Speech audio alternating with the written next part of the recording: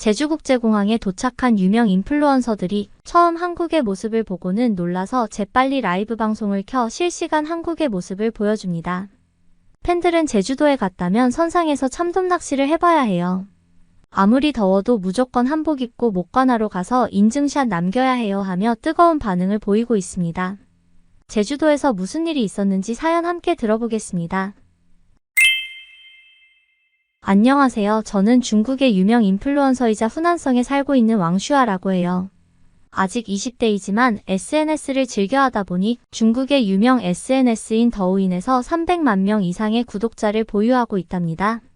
한국 분들은 더우인이라는 플랫폼을 처음 들어보시는 분도 계실 거예요.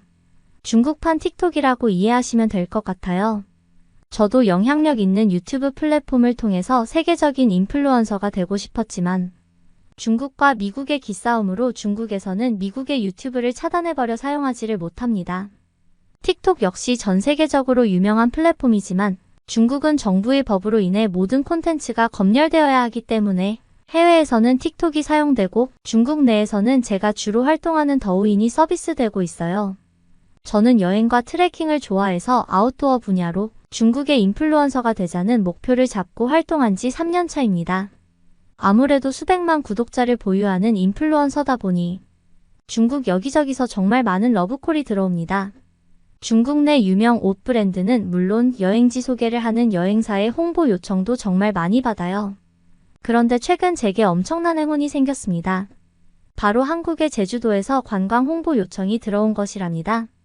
저는 이 소식을 듣자마자 너무 놀라 소리를 꽥꽥 질러댔고 제 비명을 들은 부모님이 무슨 일이 생긴 줄 아시고 단숨에 제 방으로 들어오실 정도였어요. 그전에도 제주도 관광공사에서 중국인 인플루언서를 종종 홍보차 모집한다는 걸 본 적이 있는데요. 저와는 거리가 먼 일이라 생각했어요. 왠지 저는 한국이 어려웠고 그곳에 가면 저의 모습이 후줄근해 보일 것 같아 망설인 적이 많았어요. 제가 온라인상으로 많은 일을 하다 보니 사실 중국 정부의 검열이 있어도 아름아름 세상 일들을 다 알고 있어요. 뭐 멀리 가지 않아도 중국에 온 여행객들 이야기만 들어도 엄청나답니다. 제가 아웃도어 관련 인플루언서다 보니 후난성에 있는 트레킹 코스나 등산은 모두 섭렵하고 있어요. 그곳에서 제 영상이 만들어지니까요. 후난성에는 한국 분들도 너무나 좋아하시는 장가게가 있습니다. 세상에 없는 절정이라며 소개되기도 하는데 여기가 제 아웃도어 콘텐츠의 무대랍니다. 장가게에 오는 한국 분들이 정말 많으십니다. 당연히 가이드들도 많고요. 이 분들을 뵐 때마다 역사책에서 배웠던 작은 나라 한국이라는 게 믿기지 않을 만큼 잘 꾸미고 다니시고 매너도 매우 좋으세요. 그래서 종종 가이드를 통해 한국의 세세한 소식을 듣기도 하고 친절한 한국 여행객 중에서는 한국 유튜브를 보여주며 최근 유행하는 넷플릭스 드라마 이야기도 종종 해주신답니다.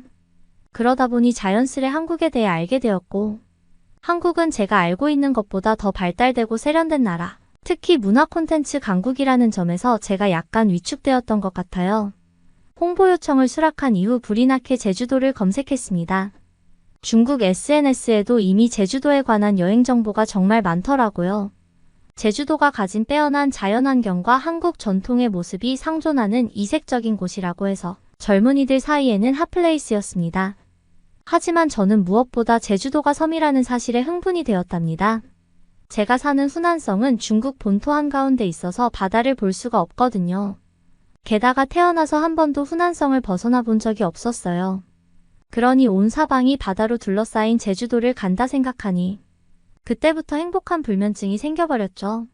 제주도 홍보팀에서 제안한 날짜는 3박 4일이었는데 저는 그걸로 부족할 것 같아 추가 일정 비용을 직접 부담하면서까지 며칠 더 지내기로 했어요. 트레킹이라는 게 어디 명소 다니는 것처럼 하루 이틀에 되는 건 아니잖아요. 거기다 한국에서 트레킹 코스가 가장 발달된 제주도에 왔으니 최대한 많이 영상을 찍어놓고 싶었어요. 트레킹 코스를 연구하고 여행 가방에 옷가지를 넣으면서 얼마나 즐거웠는지 몰라요. 그렇게 고대하던 한국행. 저를 포함한 8명의 인플루언서들이 한국행 비행기에 몸을 실었습니다. 이미 몇몇은 한국을 방문한 적이 있고 그때 찍었던 영상으로 소위 떡상을 쳤다며 한국 영상만 올리면 결과가 좋다는 말도 해서 내심 저도 기대가 컸습니다. 저는 아웃도어 분야 전문 인플루언서니만큼 그 유명하다는 올레길 트레킹 코스를 만들어서 구독자들에게 잘 알려줘야겠다는 사명감에 불타올랐습니다. 제주국제공항 도착 후 야자수로 둘러싸인 정원과 푸르디푸른 제주의 바다가 보이는 장관과 마주했어요. 처음 바다를 본 저는 흥분을 감출 수가 없었습니다. 이 모습을 팬들에게도 보여줘야겠다는 생각에 카메라를 켰고 한국의 제주도를 홍보하러 가는 중이라며 즉흥적으로 라이브 방송을 켰는데요. 방송을 하자마자 팬들의 반응이 엄청났습니다. 팬들은 제주도에 갔다면 꼭 선상에서 참돔 낚시를 해봐야 한다며 꿀팁을 주시기도 했고 아무리 더워도 무조건 한복 입고 목관하러 가서 인증샷 남겨야 해요 하며 핫플레이스도 알려주셨어요. 또 어떤 구독자님은 편집샵을 꼭 가봐야 해요. 면세점보다 다양한 제품이 많아 쇼핑하기 좋아요 꼭이요. 하면서 쇼핑 성지도 알려주셨습니다. 마치 저의 팬들은 제주도를 다 와본 것 마냥 너무 잘 알고 계셨고 제주도에서의 기억이 좋았는지 유명 명소 곳곳의 정보와 맛집 정보가 실시간 댓글창이 어지러울 정도로 많이 달렸습니다. 마치 제주도라는 주제 하나로 저와 팬들이 하나로 엮어지는 뿌듯한 경험이었습니다. 제주관광공사에서 제공해준 일정은 인플루언서들이 일정에 쫓기지 않게 충분한 여유를 줬어요. 보통의 홍보 요청은 짧은 시간 내 최대한의 영상을 뽑아내길 원해서 정말 시간이 빠듯하거든요. 마치 노동 착취를 당하는 거 아닌가 싶을 정도입니다. 하지만 한국의 담당자분은 제주도의 매력을 충분히 발산할 수 있게 인플루언서마다 개성이 담긴 콘텐츠를 제작할 수 있도록 필요한 모든 지원을 하겠다며 창작자를 존중해주는 태도를 보여줘서 얼마나 감동받았는지 몰라요. 감동은 올레길 트레킹을 하면서 더 커졌답니다. 올레길은 제주도의 몇몇 명소만 보는 것이 아닌 산, 바다, 밭, 제주도의 다양한 풍경을 모두 느낄 수 있었습니다. 풍광은 말할 것도 없이 좋았고 인심도 좋고 아름답게 이어진 길을 걸으니 기분이 자연스럽게 좋아졌어요. 저는 특히 차기도 올레길이 구미가 당겼습니다. 제주도 홍보책자에 섬 속에 섬차기도는 사람이 살지 않고 오로지 하얀 등대만이 홀로 불을 밝히는 곳이라고 적혀 있더라고요. 뭔가 신비하고 미스테리한 분위기가 풍기는 그곳이 너무 궁금했고 저는 차기도 올레길 트레킹을 실시간으로 방송을 해야겠다고 마음먹었습니다. 탐방배를 타고 10분 둘레길 1시간 정도 둘러보고 다시 해변으로 오는 코스였는데 정상에 오르니 예전엔 사람이 살았던 듯한 건물터가 보였고 드넓은 평원의 억새가 이색적인 풍경을 이뤘습니다. 실시간으로 이 풍경을 중계했고 채팅창에는 질문들이 쏟아져 나왔습니다. 제주도를 10번은 더 왔다는 구독자님은 도대체 제주도에 그런 곳이 있었냐며 또 가야겠다는 분도 계셨죠. 되돌아오는 데까지 1시간 20분간 실시간 방영된 제 영상은 폭발적인 반응을 이끌어냈어요. 제주도 홍보를 제대로 한 것 같아 뿌듯했답니다. 이후 캠핑 체험, 이호태우 해변의 어싱 체험까지 공식적인 일정을 끝내고 저는 제 개인 여행을 보내기 시작했는데요. 제 구독자님이 추천해주신 편집샵이 너무 궁금해서 다음날 이른 아침에 누에마루 거리 근처에 있는 편집샵을 찾아갔는데 한눈에 봐도 가게를 찾을 수 있었어요. 오픈도 안 한 시간이지만 이미 가게 문 앞에 줄이 길게 늘어서져 있었어요. 10시 정각이 되자 가게 조명이 켜지고 문이 열리자 줄을 서 있는 젊은 중국 관광객들 무리는 기다렸다는 듯이 우르르 가게 안에 들어갔어요. 저도 질세라 걸음을 재촉했는데요. 이미 유명한 화장품은 다 알고 있는지 장바구니에 화장품을 가득 담은 관광객도 있었어요. 한국인 직원은 유창한 중국어로 제품 설명을 해주고 있었어요. 몇 분 되지 않아 중국 여성들로 가게는 꽉 들어찼고 물건도 다 팔리기 시작했습니다. 저는 이 모습도 놓칠세라 휴대폰을 켜고 영상을 찍기 시작했어요. 그리고 용기 내어 쇼핑을 하는 한 중국인에게 인터뷰도 해봤어요. 자신을 왕팅이라고 소개하면서 3박 4일 일정으로 항저우에서 제주도로 왔다며 제주도는 비자도 필요 없고 SNS에 소개가 너무 잘 되어 있어서 자유여행을 오기 쉬웠다고 했어요. 항저우보다 한국의 제주도가 더 자연 친화적이면서 이런 좋은 상품도 구할 수 있는 신기한 곳이라며 칭찬 일색이었죠. 저는 깜짝 놀랐답니다. 항저우는 중국에서 파라다이스라고 불릴 정도로 아름답고 호화로운 도시인데 제주도가 더 아름답다고 하니 말이죠. 제주도 홍보요원으로 온 후난성 출신인 저는 아주 출세한 것 같아 기분이 좋았습니다. 혼자 자유를 만끽하며 다니다 보니 제주도는 유명 명소가 아니더라도 섬 자체가 풍경이 너무 아름답고 길이 예뻐서 SNS에 사진을 올릴 포토스팟도 많았습니다. 사진 성지라 불리는 성산 섭지코지 애월 한담 카페도 들러서 누구나 다 찍는다는 인증샷도 해봤어요. 제가 촬영한 사진과 영상을 보고 한 번도 한국에 오지 못한 분들이 있다면 아름다운 이곳으로 꼭 여행하러 왔으면 좋겠어요. 혹여 몸이 불편해서 여행을 못 다니는 분들이시라면 제 영상을 보시고 아름다운 제주도를 만끽하셨으면 좋겠습니다. 중국에도 좋은 관광지가 많지만 제주도처럼 마음을 웃게 해주는 곳은 흔치 않은 것 같아요. 제주도의 아름다움이 잘 보존되어 다시 꼭 방문했으면 좋겠습니다.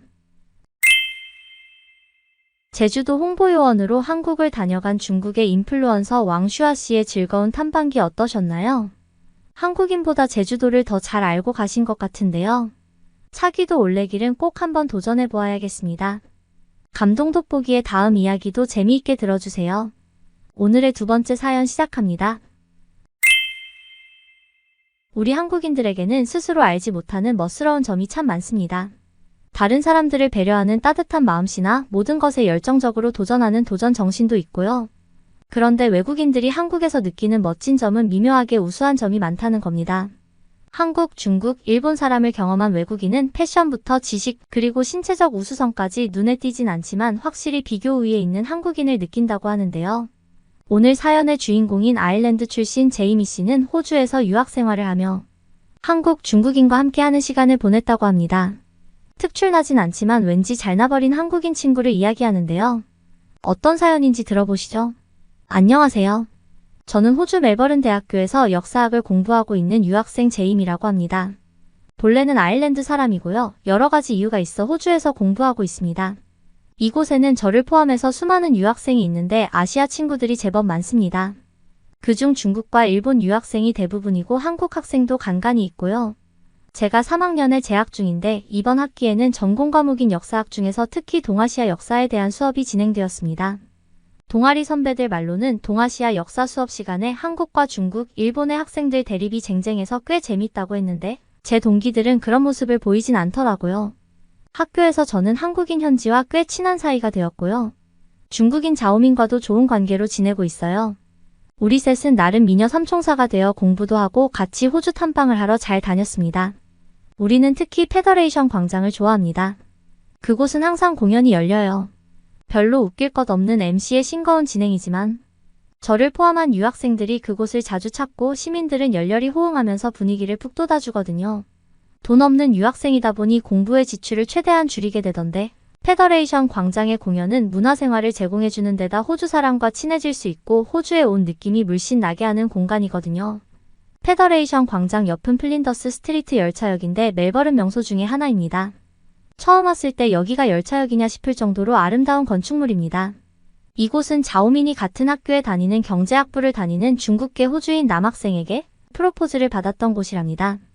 저도 미래의 남친과 꼭 이런 멋진 장소에서 좋은 추억이 생겼으면 좋겠어요. 이렇게 글을 쓰다 보니 벌써 호주의 경험이 많은 것 같은데요. 한국인 친구 현서는 진득한 본인의 성격과는 달리 호주의 변덕스런 날씨를 좋아하는 괴짜입니다. 호주 남동 해안 여름 날씨는 변덕이 하도 심해서 옷을 맞춰 입기 어렵거든요. 하루에 사계절이 모두 나타난다는 말이 있을 정도입니다. 요 근래는 최저 12도에서 최고 26도입니다. 그리고 종종 최고 37까지 찍다 보니 좀처럼 옷을 어떻게 입어야 할지 감을 잡을 수가 없어요. 제가 아일랜드 출신이다 보니 사계절 내내 온화한 날씨 속에만 살다가 처음 이곳에 왔을 때 30도가 넘는 날씨를 경험하면서 열사병 증상 경험도 했었답니다. 반면에 현서는 더운 여름을 즐겨 했습니다. 한국은 사계절이 있는데 그건 월별로 계절이 나타나는 거지만 호주는 하루 안에 사계절이 있다며 재밌어 했죠. 현서가 한국에서 입던 옷을 봤을 때 정말 나시부터 바람막이 점퍼, 기모바지까지 옷 종류와 소재가 어찌나 다양한지 사계절이 있다는 건 패션 감각을 발달시킬 수밖에 없구나 하는 생각까지 했다니까요. 자오민 역시 중국에서 다양한 기후를 경험했지만 현서만큼 옷이 다양하진 않았어요. 아니 정확히는 옷이 예쁘지 않았습니다. 둘 다 제가 사랑하는 친구라 비교하기 좀 그렇지만 이쯤에서 서양인들이 보는 동양인 구별법을 말씀드릴까 해요. 학교 동아리에서도 한국, 중국, 일본인을 구별하는 신빙성 있는 방법인데요. 어느 한쪽이 잘났고 못하고가 아니고 문화의 특색 같거든요. 서양인들이 아시아인을 구별하는 것은 매우 어려운 일인데요. 동아리 선배들 말을 빌리자면 캠퍼스에 3명의 동양인이 있는데 한국, 중국, 일본인을 구별하는 가장 쉬운 방법이 옷차림이라고 했습니다. 한국인은 말쑥하고 옷을 세련되게 입고 중국인은 그냥 옷을 입고 멋을 부리긴 했는데 좀 어색하면 일본인이라고요. 동양인 여자를 구분하는 방법도 쉽습니다. 중국 여자들의 화장은 대부분 화려하고 이목구비가 진한 것이 특징이고요. 입술색 또한 진한 것으로 해서 강조하더라고요. 반면 한국인들은 자연스러움을 강조하는 화장입니다. 여기 있는 여대생들만 봐도 촉촉한 피부 표현 정도로만 화장하거든요. 제가 봤을 땐 동양인 중에서는 한국인이 가장 인물이 좋은 것 같습니다. 실제 서양인 친구들의 대부분이 그렇게 생각해요. 한국인은 여자고 남자고 간에 얼굴에 기미나 주근깨도 없고 점도 거의 없어요. 그것만으로 깨끗한 인상을 주는데 한국인들은 외모를 가꾸기까지 하니 더 돋보이는 것 같습니다. 또 다른 신기한 구별법을 말씀드리자면 이건 TV에서 본 내용인데 중국인은 외국인을 만나도 중국어로 말을 합니다. 반면에 한국인은 영어로 하거든요. 외국인이라 당연히 자국의 말을 모를 거라 생각해서 영어로 말하는 한국인. 반면 중국인은 중국어로 말해놓고 외국인이 이해를 못하면 더 큰 목소리로 중국어를 말합니다. 너무 재밌지 않나요? 또 다른 방법은 택시를 부르면 알게 돼요. 스마트폰으로 택시를 부르면 중국 친구들은 택시가 도착했다는 알림이 떠야 그제서야 나갑니다. 하지만 한국인들은 빨리빨리 문화가 발달해서 그런지 택시가 오는 위치로 걸어가면서 자신이 탈 택시를 발견하면 미친 듯이 손을 흔들어 자신의 위치를 알린다는 거예요. 현서 자오민과 함께 이런 얘기를 하면 깔깔거리고 한참을 웃는데요. 그렇게 우리는 글로벌 친구이자 서로의 문화와 습관을 존중해가며 잘 지내고 있었어요. 하지만 자오민이 남자친구가 생긴 다음부터 이렇게 터놓고 편견 없이 대화하기가 힘들어졌어요. 자오민의 남자친구는 중국계 호주인이라 그의 부모님이 1세대 이민자들이었습니다. 그런데 호주에서 이민 정책을 바꾸면서 중국인들이 피해를 보는 일이 많았나 봐요. 자오민은 남자친구와 데이트를 다녀오면 좋았던 일도 애기하지만 남자친구가 그의 부모님이 얼마나 힘들게 호주에서 정착했는지를 들어서인지 호주 정부를 욕하기 시작했어요. 처음엔 중국인들이 힘들었겠다 싶었는데 몇 번 반복되니 얘기도 지겨워지는 데다 어느 나라를 가든 이민 1세대는 힘든 거 아니냐는 마음도 들었어요. 한 번은 자오민과 함께 중국 박물관을 가기 위해 차이나타운이 있는 리틀 콜린스를 찾아갔는데요. 서양식 클래식 건축물에 중국 음식점들이 가득한 모습이 영 어울리진 않긴 했지만 티를 내진 않았어요. 박물관에서 본 중국인들의 호주 역사는 150년 전쯤 노동자들이 이곳 멜버른에 오면서부터 시작이었대요. 그러면서 빅토리아주의 금광이 발견되면서 중국인들이 대거 유입되어 한때는 4만 명의 중국인들이 있었다고 합니다. 그러자 호주는 중국인 유입을 막기 위해 입국세, 면허세 등 각종 불평등 세금을 부과한 데다 이민 제한법을 만들어서 호주 시민이 되기 위해서는 유럽 언어 중 어느 하나를 선택해서 받아쓰기 시험을 통과해야 한다는 어처구니 없는 규정이 포함되었어요. 호주 거주 자격이 주어지더라도 투표권과 귀화에 제한이 있었음은 당연했고요. 결국 호주의 백호주의는 늘어나는 중국인을 견제하기 위한 것이 주목적이었던 것으로 보였고 한때 중국인이 9,000명까지로 감소했다가 1960년대 이후에서야 호주의 이민차별 정책의 완화로 중국인들이 다시 유입되기 시작했고 자오민의 남자친구 부모님도 그때 호주로 오셨다고 했어요. 지금은 중국계 호주인이 50만 명에 육박하며 오세아니아주의 최대 화교계를 갖고 있습니다.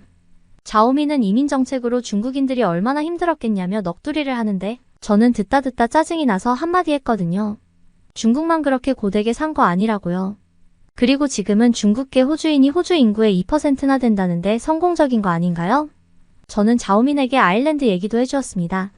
10년 전쯤 글로벌 경제 위기로 아일랜드를 떠나는 사람이 많았고 그중 7,000명 정도가 호주에 취업 비자를 얻어서 왔는데 갖은 차별과 편견에 시달렸다고요.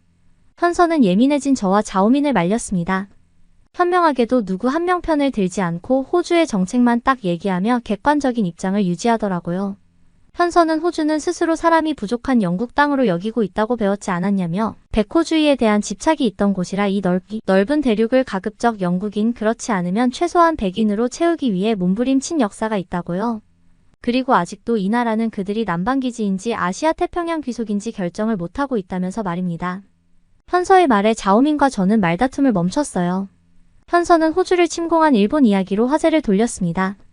2차 대전 중 일본이 호주를 침공했고 일본은 호주 대륙을 백인들로 완전히 채우도록 내버려 둘 수 없다는 구실을 내세웠죠. 그게 우리가 이번 학기에 배운 내용이었거든요.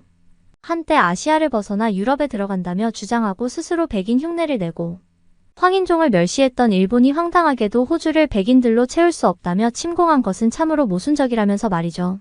아, 진짜 똑똑한 현서. 그녀 덕분에 우리는 다시금 서로를 존중하는 미녀 삼총사가 되었습니다. 방학이 다가오면서 우리 삼총사는 즐거운 방학을 계획했는데요. 자오민이 이번에 남자친구가 친지를 만나러 중국으로 간다면서 저와 현서를 중국으로 초대를 했어요. 그런데 현서는 한국 일정이 있어 부득이 중국을 가긴 어렵다고 했거든요. 아쉽지만 중국은 저만 가기로 했는데 그래도 뭔가 아쉬워서 중국을 갔다가 자오민과 함께 한국 여행을 가자고 했었어요. 자오민의 남자친구도 한국으로 같이 오기로 했고요. 순식간에 중국에 도착한 저는 자오민과 함께 중국의 웅장한 문화유적을 봤습니다. 거기에 숙소는 남자친구의 친지가 운영하는 숙박업소인데 2층으로 된 목조주택이라 동양미가 물씬 풍기는 곳이었죠. 빨간색 등으로 치장된 시장은 홍콩 영화에서 보던 화려하면서 어둑한 배경을 연상케 했습니다. 만날 호주만 있다가 중국을 오니 뭔가 알록달록한 세상 같았어요.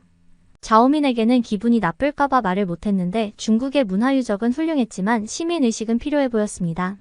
왕복 8차선 대로에서 건널목이 근처에 있는데도 신호를 무시하고 건너가는가 하면 한 명이 그렇게 하면 말려야 하는데 누가 하면 머뭇거리던 다른 행인도 덩달아 도로를 건너는 걸 보고 정말 아찔했습니다.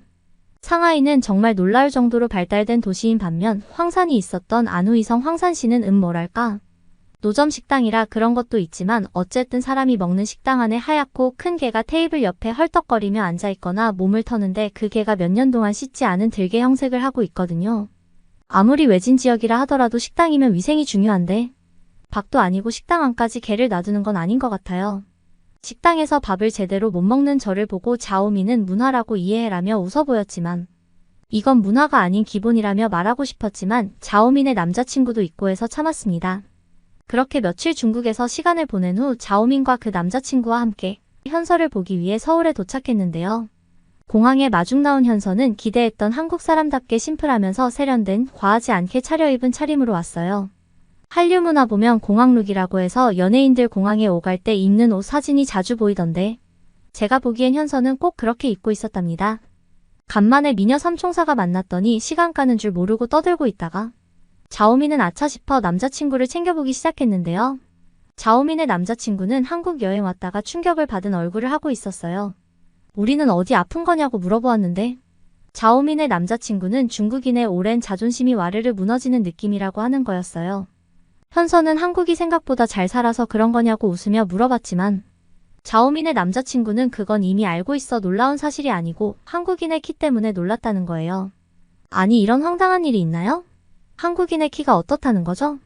자오민의 남자친구는 중국에서는 중국인의 평균 키가 한국인보다 훨씬 큰 것으로 알고 있다고 했습니다. 남자 평균 키가 175가 넘고 여자도 163이 넘는다면서요. 저는 그 소리가 더 황당해서 아니 중국 사람이 어떻게 한국 사람보다 크다고 생각하는지 모르겠다고 했죠. 남자 평균 키가 175가 되려면 180이 넘는 사람들이 절반 이상은 되어야 하는데 제가 본 중국에서는 저보다 키가 작은 남자가 대부분이었거든요. 참고로 제 키는 170입니다. 그리고 당장 보아도 한국 남자의 키는 저보다 큰 사람들이 많았어요. 아마 자오민의 남자친구는 잘못된 조사로 신뢰도가 떨어지는 연구 결과를 본 것 같아요.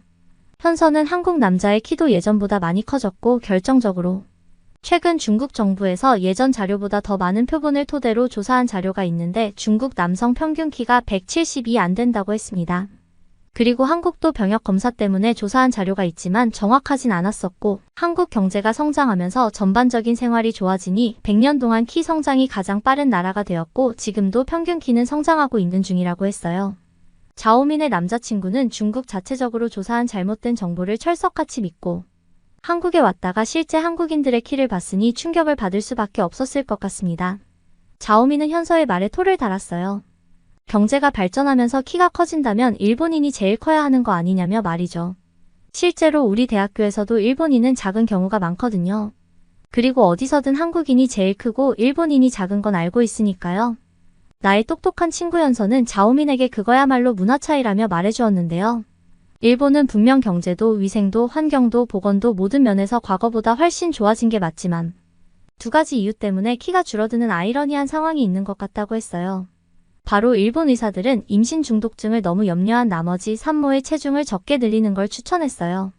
보통 다른 나라에서 임신을 하면 11에서 16kg 체중 증가를 권장했지만 일본은 7에서 10kg 증가를 권장했어요. 임신 중독증은 예방할 수 있었지만 저체중아 출산이 늘어가는 건 피할 수 없게 되었고 저체중아의 경우 성인이 되어도 키가 작은 경향이 있다는 건 전 세계적으로 다양한 연구 결과를 통해 입증된 사실이라면서요. 그리고 일본은 이유식에 고기류를 안 먹여서 그렇다고 했습니다. 한국에서는 곡류로 시작해 채소, 육류, 어류, 과일 등 순차적으로 다양한 이유식을 먹이는데 일본에서는 18개월까지 고기류를 먹이지 않는다고 해요. 고기는 기름져서 아이에게 좋지 않다고 인식한다면서요. 현서는 고기에는 아이 발달에 필요한 철분과 아연, 단백질이 풍부해서 매일 먹어야 하는데 일본은 그렇지 않다고 했죠. 하여튼 무슨 대화를 하든 딱 부러지는 현서입니다. 자오민의 남자친구는 듣고 보니 그나마 자기가 중국 남자 평균 키보다 클 수 있었던 것이 호주에서 자라서일 수 있겠다며 현서 말을 거들었어요. 호주는 소고기 값이 물값보다 싸다고 할 정도라 어려서부터 육류를 먹는 게 당연하듯 컸을 테니까요. 현서와 공항서부터 진지한 얘기를 나누며 우리는 한국 여행을 시작했습니다. 그리고 다시 호주로 잘 돌아와서 저는 다음 학기를 준비하고 있답니다. TV에서는 한국 아이돌 가수들의 공연이 나오고 있는데요. 한국이 아시아 최장신국의 타이틀을 지키고 있구나 또 한 번 생각하게 됩니다. 저의 이야기는 여기까지고요. 미녀 삼총사는 앞으로도 쭉 열심히 공부해서 좋은 결실을 맺도록 하겠습니다. 감사합니다. 2002년 일본에서 발표한 세계 남성 평균 신장 조사표에서도 한국인의 평균 키가 아시아에서 가장 큰 것으로 조사되었고 10여 년이 지난 2017년 연구에서도 같은 조사 결과가 나왔습니다. 이렇게 세계적으로 아시아권에서 한국인의 평균 키가 가장 크다는 것은 꽤 오래전부터 알려진 사실이에요. 실제로 해외 인터뷰를 보면 한국, 중국, 일본 사람들을 외모적으로 구분하기 어려우니 키로 판단한다는 외국인들이 많다고 하네요. 아일랜드 출신 제이미 씨의 말대로 한국이 아시아 최장신국의 타이틀을 계속 거머쥐길 바랍니다. 감동 돋보기를 끝까지 시청해주셔서 감사합니다. 구독과 좋아요는 영상 제작에 큰 힘이 됩니다.